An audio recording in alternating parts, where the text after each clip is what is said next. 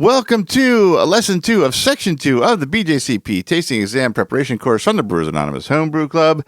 In this lesson, we're going to be taking a detailed look at the examinee version of the beer score sheet, because this one is a little different than one you might have used before. We want to make sure that you're prepared and not taken by surprise when you go to sit for your exam.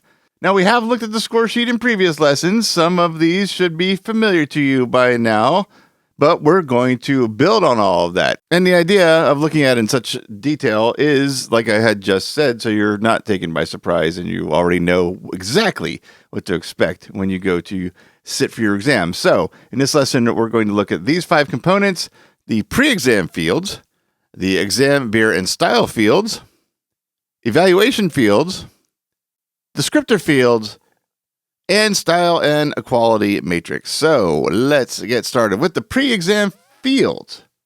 The pre-exam fields are the top section of the exam score sheet. And in that top section, they are specifically the left side of that section. These are the participant ID, exam city, and exam date fields. These are the only fields you can fill out before the official time, the 90-minute counter, starts for the exam. In fact, there's a very likely chance that they're already going to be filled out to you prior to you getting your score sheets. And they'll look something like this. It'll have the ID, the city that you're in, and of course the exam date. Pretty straightforward there. Now, just a note for safety's sake, even if these are filled out, still take a minute to make sure that everything matches, because this is as you can see, your name's nowhere on this. This is going to be by ID number. And if one of those sheets has an ID number that's different, there's a problem and you need to bring that to the exam administrator's attention so that we get that straightened out and your actual score sheets are going to be tied to your name and your score in the end. So it does not hurt to take just a minute to match those numbers and make sure everything is all set to avoid any kind of issues in the future. Next, we have the exam beer and style fields, and those are the right-hand side of that top section.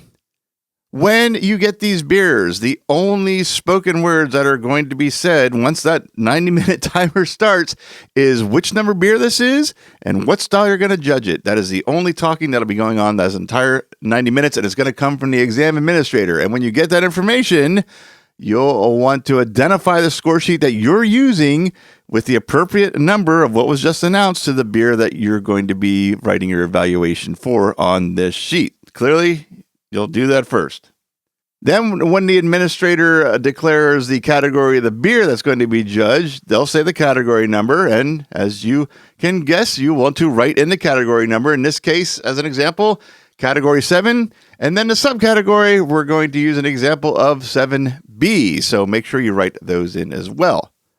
Then finally, you're going to write out the actual subcategories. 7B is alt beer. So you'll write out alt beer in the subcategory. Now, you're literally told this information for every beer and this part of the score sheet. There's no reason you should ever lose points in terms of completeness, which is something I'm going to say a lot throughout this section. In terms of completeness of the score sheet, this should be a gimme. These points should be handed to you. All you got to do is fill in the blanks. Now, the evaluation fields, and if you've judged the competition or practiced judging on your own, you'll recognize these. Even if you've only judged digitally, you can probably associate the digital score sheet version with this paper score sheet version on these exam score sheets. So let's start taking a look there. This is the largest portion of the score sheet, taking up about 2/3 of the right side of the sheet, if not more. This is where you write out your evaluation of each beer.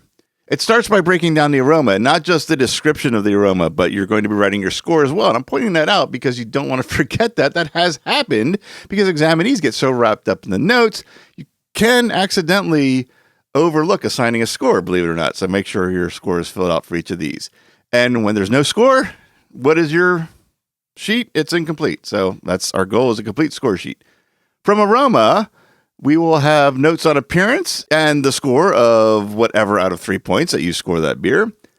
Then we have flavor remarks, and that's a score of up to 20 points. Notes on mouthfeel, and that is a score, as you see, out of 5 points. And finally, the overall, and where you'll add those feedback notes that you have on improving the beer. to make it more to style, along with your overall impression and your score out of 10 points. And then below that is where you give the total of those 5 scores and whatever your total comes out to out of 50. Again, don't forget this. And also make sure it's calculated correctly. We're actually going to talk about that and then using that score to double check your work on this score sheet too. That's actually going to be its own lesson. And speaking of a future lesson, we also have a lesson on this section alone because there's something extremely important on here.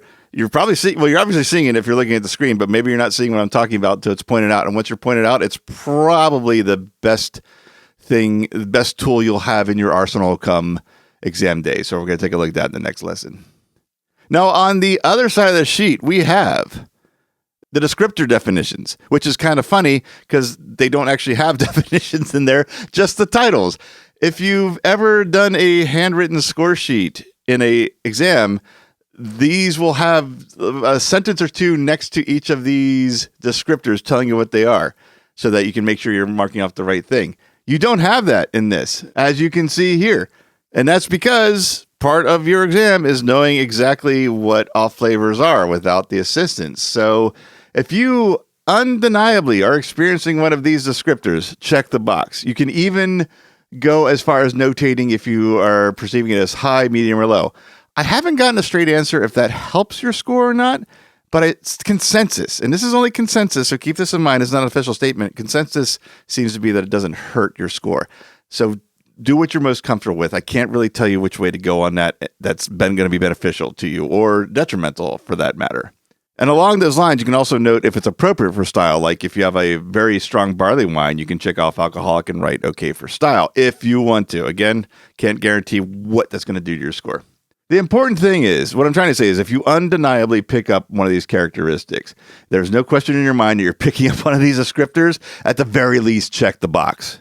Now, the field I can confidently say is missed the most, and I can say that from experience as someone who's competed for several years and has been a competition coordinator, and that is the style and quality matrix. At least that's what we refer to it as in our club. I'm not entirely sure what its name actually is, and what I'm talking about is this lower right-hand corner box right here that you see on the screen isolated now.